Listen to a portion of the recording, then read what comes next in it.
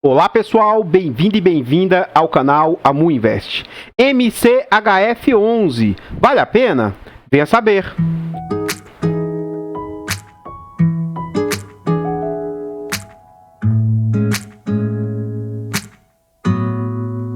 Então, pessoal, antes da gente saber mais a respeito desse fundo novíssimo aí da Bolsa, eu gostaria de pedir humildemente, por favor, deixa o like aqui no vídeo, comenta pra gente, você conhece esse fundo? Você sabia que esse é mais um fundo que foi lançado na base 10? E mais, tem fundos do setor agrícola que vão ser lançados na base 10 que estão chegando por aí. Para minha imensa alegria, tá? Compartilhe esse vídeo com as pessoas que vocês conhecem, nos ajude a levar conhecimento e educação financeira a mais pessoas. Se inscreva no canal e ative o sino para ser notificado de todos os vídeos. Like, comentário e compartilhamento é de graça, não custa nada e você ajuda ainda muito, imensamente o seu youtuber. Então, nos ajude nessa meta aí. Contamos atualmente com 1.104 inscritos, muito obrigado a cada um de vocês. Almejamos alcançar 1.000 inscritos, 2.000 na verdade, 3.000 se possível, até o final do ano. Então nos ajude a alcançar e chegar nessas metas. Eu tenho aqui uma carteira pública do canal, que a gente vai tentar alcançar R$1.000. Quando alcançar 1.000, aí a próxima meta, o nome da série é do 0 aos 1.000 com pouco dinheiro. E aí, dos 1.000 aos 10.000 com pouco dinheiro. Dos 10.000 aos 100.000 e assim por diante. Lógico que o objetivo é que aos poucos a gente vai melhorando os aportes aí, simulando a vida real de um investidor que tenha foco, concentração, determinação. Então, depois que chegar nos 1.000, eu vou ver com os inscritos qual seria um valor mais aceitável, assim, porque a ideia é mostrar uma pessoa, sabe, das classes C, D, pessoas assim que são assalariadas mesmo, que ganham um salário mínimo, 2 salários aí, para essa pessoa iniciar no mundo dos negócios, no mundo dos investimentos. E aí, quanto será que a gente pode aumentar agora os aportes? São R$50 por semana só. Vamos aumentar para 100, para 75? E aí, de acordo com o que o público aqui definir, a gente vai fazer. Enfim, nessa carteira pública, investindo R$50 por semana, a gente introduziu na carteira o MCHF11, principalmente por ser de base 10 e nos proporcionar a diversificação da carteira. Como é um fundo novo, que a gente não tem histórico, só teve um pagamento, o segundo pagamento vai ser agora no mês de setembro, lá na carteira, por exemplo, só foi feito um único aporte para gerar diversificação. E aí, a gente vai aportando naquilo que já tem um pouquinho mais de tempo. E à medida que esse fundo for se desenvolvendo e mantendo a consistência, a gente vai saber mais. Eu já tentei fazer um vídeo anteriormente sobre esse fundo e não tinha relatório gerencial. E aí, quando me pediram nos comentários, aí os nossos dois inscritos aí assíduos, que volta e meia participa aí do vídeo, comentando, dando força, apoio, tá lá, o Felipe Carreri falou: Amu, na carteira pública tem um fundo MCHF11, porém não achei nenhum vídeo sobre ele no canal. Poderia fazer um vídeo sobre esse fundo da carteira pública?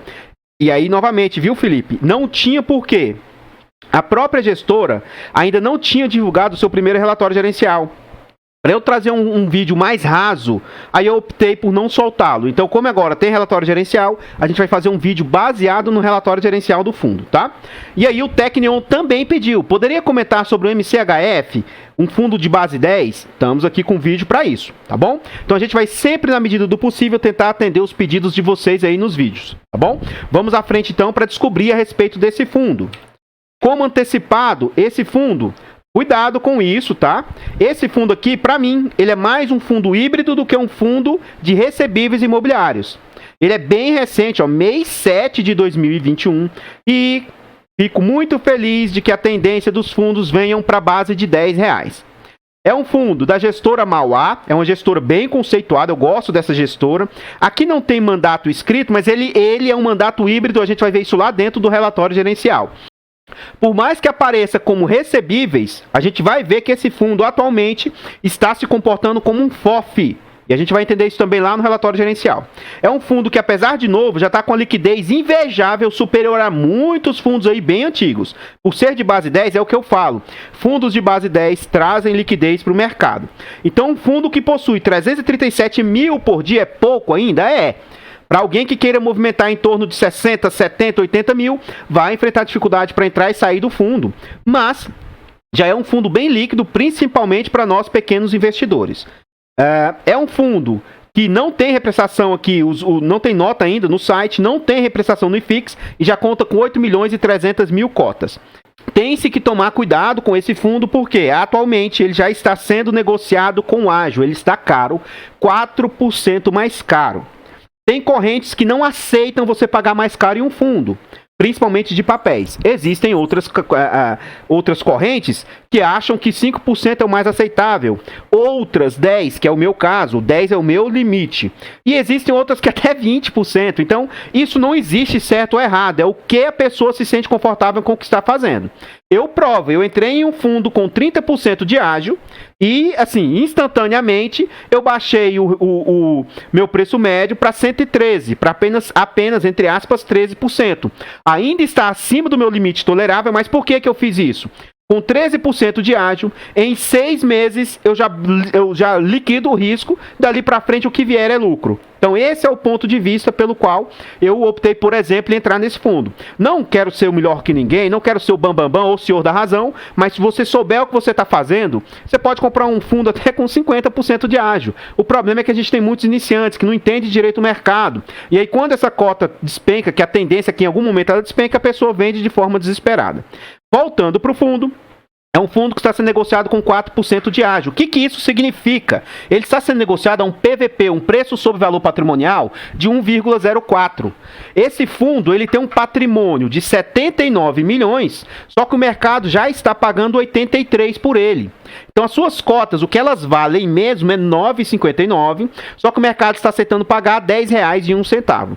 Tendo o MEI 7 como referência, esse fundo já alcançou 1.800 cotistas e acredito que esse número vai ser cada vez maior e mais crescente. Tá? Vamos à frente. Aqui a gente observa que é um fundo que foi lançado na base 10. E aí, muitas pessoas às vezes acabam comprando no oba-oba. Cuidado! Por enquanto, esse fundo não trouxe nada demais aqui, ó, e ele veio sendo negociado no início a patamares aqui de 10,80, 10,90, quase próximo do limite de 10%.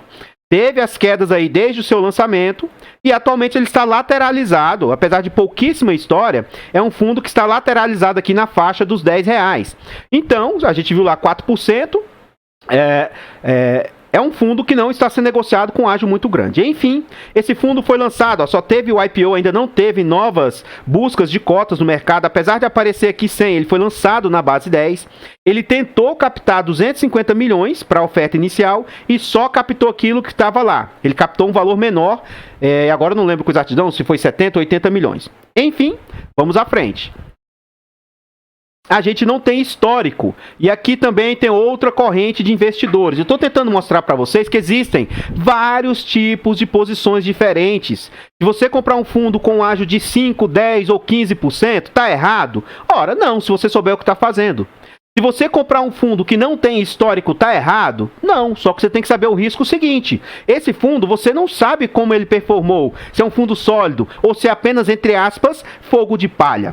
Eu compro, só que assim, eu jamais colocaria a maior parte do meu capital num fundo desse iniciante ainda. Então, aos poucos, você vai sentindo o fundo, vai se posicionando, e à medida que ele for mostrando consistência, você vai performando. Então, existem correntes que não compram um fundo imobiliário antes de 1 ano, porque você tem um pequeno histórico. Então, tem gente que não compra antes de 3 anos. E existem pessoas mais céticas ainda que não compram um fundo antes de 5 anos. Ora, e quem está certo? Ora, todo mundo tem o seu ponto de vista. É essa a beleza dos investimentos. Você tem infinitos caminhos que, se você tiver resiliência, foco nos aportes, foco no longo prazo, todo mundo vai chegar à liberdade, à independência financeira lá na frente. Tá bom? Então, esse fundo ainda não anunciou os dividendos do mês agora, do mês de setembro, porque a data base dele ó, é no 10º dia útil. Então, o mês passado, no dia 11 de agosto, ele anunciou 10 centavos de dividendo, que foram pagos no dia 18 de agosto. Na época base, a cotação base era R$ 9,90. Então, 10 centavos, uma cotação de até R$10, tá? Isso é irrelevante, esses centavinhos aí, vai representar 1%. Se o fundo conseguir manter consistentemente 1% de entrega, nos 12 meses ele vai conseguir acumular algo em torno de 13% ao ano. É expressivos 13%. Então, veremos se esse fundo vai conseguir manter a consistência. Assim, Dentro do relatório gerencial, eu vou tentar mostrar melhor o meu ponto de vista a respeito desse fundo. O relatório gerencial é pequeno, não tem muitas informações, então, infelizmente, vai ser pouca coisa, tá? E aí eu falo meu posicionamento, se esse fundo tem condição ou não de manter esses 10 centavos aí de entrega, tá bom? Então, vamos à frente. Aqui eu vou passar rapidamente pelo comentário do gestor, apesar que, como eu já estou antecipando, o relatório é pequeno, eles não trouxeram muitas informações, na minha opinião, caberia um pouco mais de informações, mas eles não trouxeram. Então ele vem falar aqui, ó, que o mês de julho foi marcado pela tensão política interna, tá tendo problemas políticos nossos, preocupações com inflação mais alta, a variante aí dessa nossa doença maléfica aí. Tá, então leia com calma se vocês reputarem isso ser interessante. Ele está falando tanto do cenário macroeconômico e também interno de mercado aí. Aí ele fala na frente da pandemia, o novo aumento de casos na Europa, na Ásia, Europa, Estados Unidos e tal. Então ele vem falar sobre essa questão também. Sustentado pelo avanço da vacinação, ele vem dizer que o processo de reabertura política de estímulos, vemos persistência de pressão nos preços, ou seja, questões inflacionárias. No Brasil, o IPCA de julho superou as expectativas, ou seja, está mais caro do que era para ser. E aí, com a alta de 1% da Selic, de 4,25 para 5,25 em agosto, as projeções do relatório agora já estão em 7,25. Isso aqui oscila. Já tem relatórios falando que pode ser 7,5%, 7,99%, 8%. Então, essa é a perspectiva de mercado. Se você passar a ler relatório gerencial, você, assim, mesmo que superficialmente, vai saber as tendências. Para que lado que está indo? Será que você está totalmente assim, boiando na situação? Será que o mercado está indo para uma alta da inflação, alta dos juros? Ou é um mercado que está para a queda dos juros? Com o relatório gerencial, mesmo que superficialmente, você passa a estar antenado com essas informações. Tá bom? Vamos à frente. No cenário político, tivemos avanços do trabalho da CPI aí, ó. Na prática, nada foi provado até o momento e tal. E aqui vamos para a parte, que é a única parte que eu reputo ser importante para nós. Essas partes macroeconômicas são muito importantes, mas diretamente, que aqui vai tentar explicar o porquê que pode estar havendo alta ou queda numa cota, isso tendo base num cenário maior. Mas para nós, o que nos interessa é isso aqui, ó. Que aí vai falar diretamente do nosso cenário. Então, já o mercado de FIIs viveu um mês de repercussão da forte queda lá em junho. O que aconteceu em junho? Vocês lembram? Em junho foi anúncio de tentativa de taxação dos fundos imobiliários. Então, com o relatório do deputado Celso Sabino, ele em julho, na primeira quinzena de julho, recomendou a manutenção da isenção. Então, depois disso, a manutenção da isenção é de grande importância para a indústria. E aí ele fala que depois disso aí, o mercado voltou a se recuperar, isso a gente vai ver aqui mais à frente, ó. Aí ele fala sobre as movimentações do fundo. Como eu antecipei, o fundo nasceu para ser um fundo high yield e era para ser um fundo de recebíveis imobiliários. Só que o que a gente vai observar? Aqui eu faço questão de ler tudo para vocês, porque é um fundo novo. Ele fala o seguinte, ó. No dia 1º de julho, tivemos a liquidação da primeira oferta, com captação de 83 milhões. Então ele tentou captar, a gente viu lá atrás, mais de 200 milhões e só entre aspas, só captou 83 milhões. O material publicitário, o estudo de viabilidade do fundo, apresentavam alocação na época. O que ele pretendia? 50% dos recursos na oferta de estratégia estruturado e 50% na estratégia de fundos imobiliários listados na Bolsa.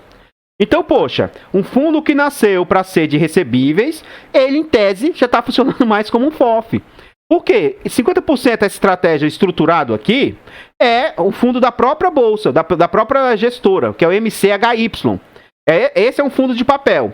Então ele queria já, inicialmente, jogar 50% no MCHY e 50% em outros fundos imobiliários listados na bolsa. Então a gente nota que, em tese, esse fundo está nascendo mais para ser um FOF do que um fundo de recebíveis.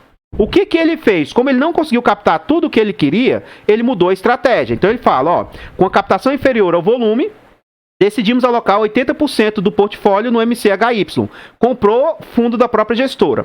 Eu vejo pessoas reclamando dos movimentos que a Hectare tem feito comprando fundos da própria gestora. Eu não vejo isso com maus olhos, ao contrário do que a maioria aí, eu vejo gente falando muito negativamente. Ora, pode fazer isso? Pode. Isso gera conflito de interesse? Gera. Mas a gestora vem se mostrando uma excelente gestora, que tem entregado altíssimos resultados. Então, enquanto ela estiver entregando bons resultados, não vejo problema. Eu fui consultar esse fundo aqui, não temos ele no canal. Vou trazer um vídeo sobre ele, também é um fundo muito novo no mercado, tá? Mas é um fundo que vem sim, é high yield, entregando altíssimos resultados. Então não vejo problema a gestora investir num fundo da própria casa. Agora, uma coisa que eu não vi aqui no relatório gerencial é se ela vai abrir mão da taxa de gestão, porque senão vai ficar duplicado, né? Pelo menos no primeiro relatório, mais à frente a gente vai observar que aparentemente parece que isso ocorreu. Vamos à frente. Aumentando a parcela do fundo de 50% para 80%, tá? Entendemos que o maior capital da própria gestora possui uma relação favorável de risco-retorno, apresentando um elevado carrego projetado de IPCA mais 12, que tem lá nesse fundo. Essa boa relação acaba por atrair investidores dispostos a aceitar taxas lá com retornos mais baixos pelo nível de risco, o que gera um elevado potencial de ganho de capital com vendas futuras do MCHY. Então, futuramente, ele pode se desposicionar desse fundo e investir em outros ativos. Lá no mês de julho, o MCHF fez jus aos dividendos integral de R$ 1,40 por cota, distribuído pelo MCHY. E isso a gente vai ver com mais detalhes aqui mais à frente, tá?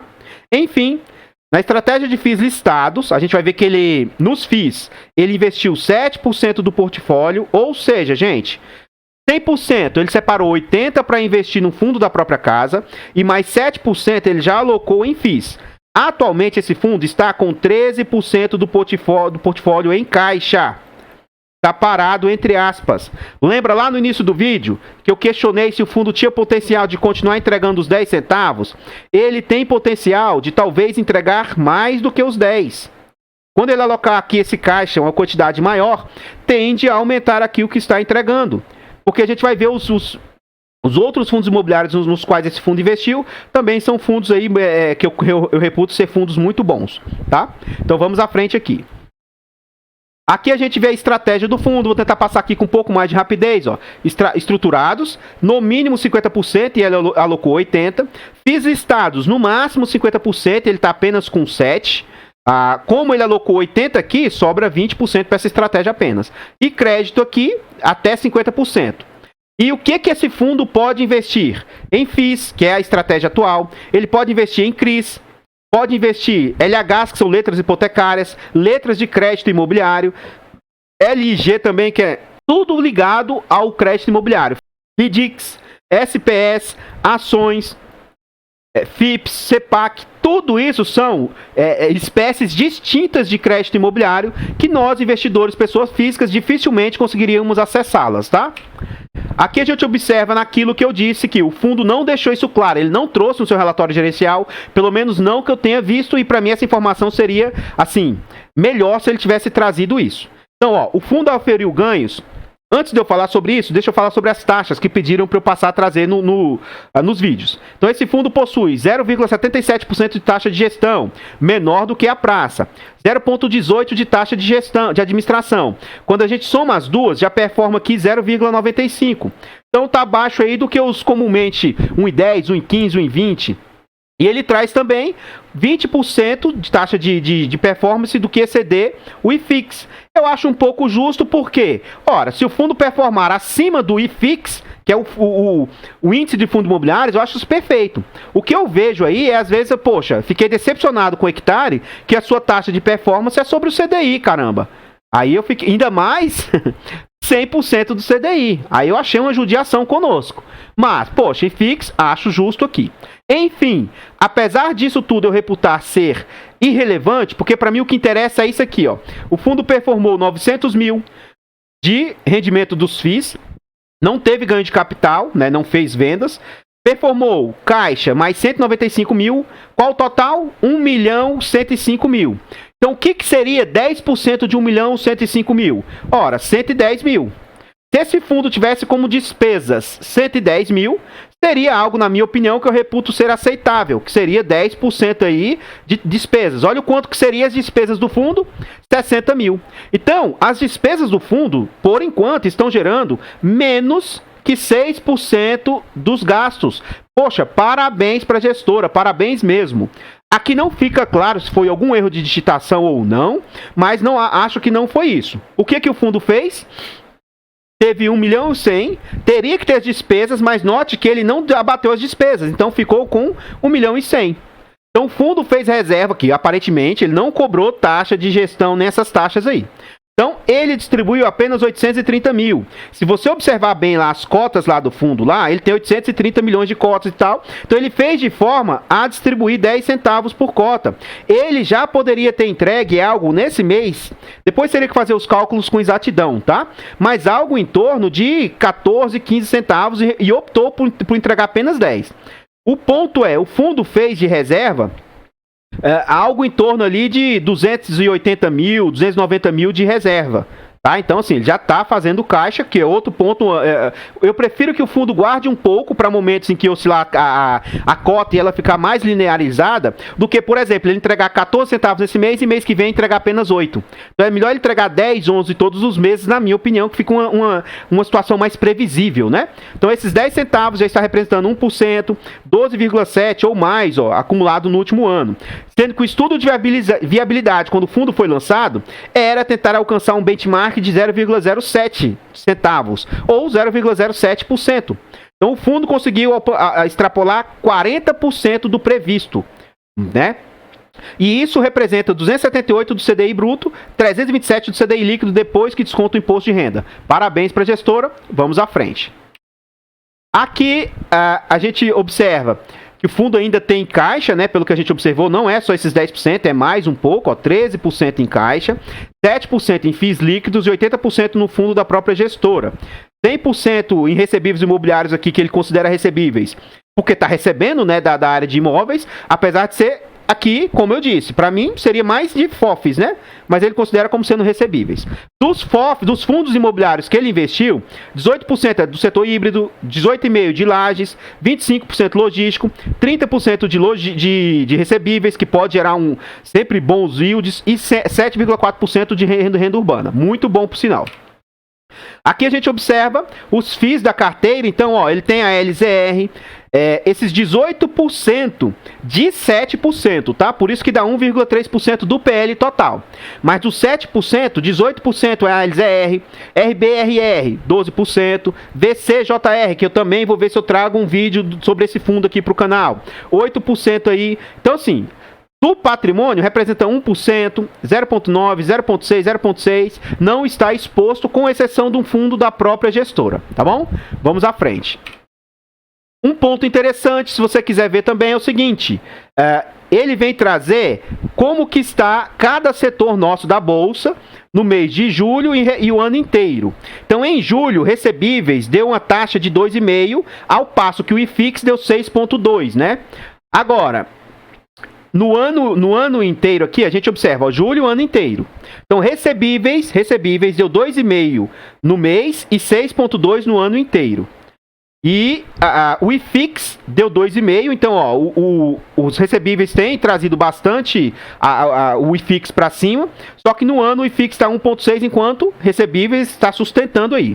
Somente recebíveis em renda urbana consegue aí no ano inteiro estar positivo. Todos os demais setores estão sofrendo, mesmo logístico, mesmo lajes, shopping, setor híbrido, FOFs, todos vêm sofrendo. Tá? E também o setor outros diversos aqui também não vem sofrendo. Por que esses setores vêm sofrendo, mesmo às vezes entregando positivamente, entregando dividendos? Por causa também do patrimônio. Como eles perdem patrimônio, a rentabilidade é tudo. A rentabilidade é tanto os dividendos distribuídos, quanto se as cotas caíram. Se cair a cota, por mais que você tenha ganhado 30 centavos de dividendo, se a sua cota caiu 70 centavos, na verdade a sua rentabilidade foi menos 40 centavos. Por isso que eles computam aqui, ó, a rentabilidade como tudo, tá? Qualquer coisa, pausa o vídeo e veja essa imagem eu achei bem interessante, tá? Muito bom, por sinal. A gente já tinha antecipado esse ponto aqui, então, ó, 43% por cima, acima do estudo de viabilidade. Então a gente observa, ó, teve 2 centavos do caixa, 11 centavos dos FIIs e 1 centavo de despesa. Apesar de lá, aparentemente, ele não falar sobre as despesas. Então, o fundo teve 13 centavos aqui, tira 1 centavo, teve 12 centavos e só entregou 10. 12,55 centavos aqui. E o seu EV, que é estudo de viabilidade, era de 7 centavos. Vamos à frente aqui. A liquidez do fundo vem aumentando, ó. Então, por ser só um mês, o fundo já negociar 400 mil de média diária, com 6 milhões, quase 7 milhões, isso para mim é algo bem interessante para um fundo tão pequeno e tão novo. Antes da gente encerrar o vídeo e ver os últimos slides a respeito do fundo, eu gostaria de pedir e reforçar novamente. Por favor, deixa o like aqui no vídeo, comenta o que você achou desse fundo. O que você achou? Você achou interessante? Você teria em carteira? Ora, por questões de diversificação, eu teria tranquilamente, não vejo problema não. Compartilhe esse vídeo com as pessoas que você conhece, nos ajude a levar conhecimento e educação financeira a mais pessoas. Like, comentário e compartilhamento é de graça, não custa nada e você ainda vai nos ajudar imensamente. Se inscreva no canal e ative o sino para ser notificado de todos os vídeos. Muito obrigado aos 1.104 inscritos e com a ajuda de vocês a gente vai tentar alcançar 2.000 ou 3.000 até o final do ano. Eu tenho certeza e convicção que a gente vai conseguir. Eu vou ficando por aqui e espero encontrar vocês nos próximos vídeos. Fiquem todos com Deus, tenham uma boa noite. Fui!